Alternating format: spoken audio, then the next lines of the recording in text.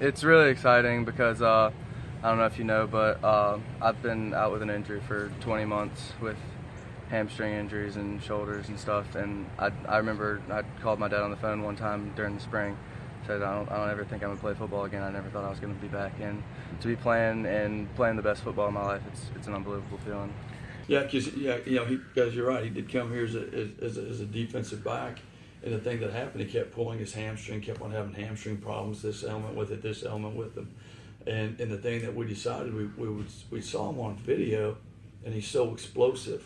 Well, that's part of the problem right there. He's so explosive, and so then the thing that we thought more and more about it, we talked more and more about it, was the fact that he won't have to get to top end speed as much as a linebacker as he would as a defensive back, but he'd still have to get there, be explosive and get there quickly. And so the thing is, we just wanted to see if he could do it and if it would hold up, because he's strong, he's physical, he's a great listener, and he's a great team player. And so when we first approached him about it, he was like, Coach, I've never played linebacker. And it was like, Jeb, this probably will help your hamstring. It'll probably be able to help us keep you healthier longer. And plus, you'll help the team. And so he said, well, hey, let's give it a whirl. And the thing that we did, our trainers, David did a great job of bringing him around, and Mark Watuska, our strength coach, did a great job of evening out the muscle imbalances. And then the thing that we did was we didn't push him too hard too early. It was strictly on him to tell me I'm okay, or hey, Coach, I need to sit down for a little. I need to back out of the drills for a little bit. And the only thing I ever asked him was that he was honest with me. Right. And so when he would work hard, there were times early where he'd say, hey, I've got to rest this thing a little bit, okay. And then in the time that he could go harder, kept increasing. And so there did come a time, though, where the strength coach says he was totally healthy. The trainer said he was totally healthy. The holdup was really up here between the ears. Right. And not that he's a psycho kid, because he's not. He's a great kid. The thing was that we had to let him push himself, and we had to push him further than what we had and what he would have allowed earlier. And we just kept pushing that point. Then finally, it was a situation where we said he kept progressing on it. That there came a point where we're like, Jeb, we got to go. We've got to see exactly what's going to happen, because the thing is, if we got to push it to the as far as we can go now, because we can't find out in week 2 or week 1 or week 3 when we're counting on you that it's a no-go. We've got to find out now. Right.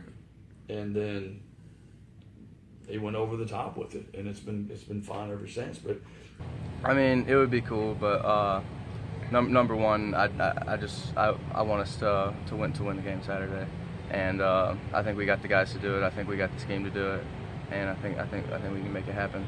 Because the thing is, there's still some transition from DB to linebacker, even though he was there in the spring. There's still some transition still going on with it. The more he plays and the more he practices, obviously at that position, he'll start learning the little nuances that like David Lazier knows, and Dylan Wojciechowski know about their positions. And so he just keeps getting a little bit better each day.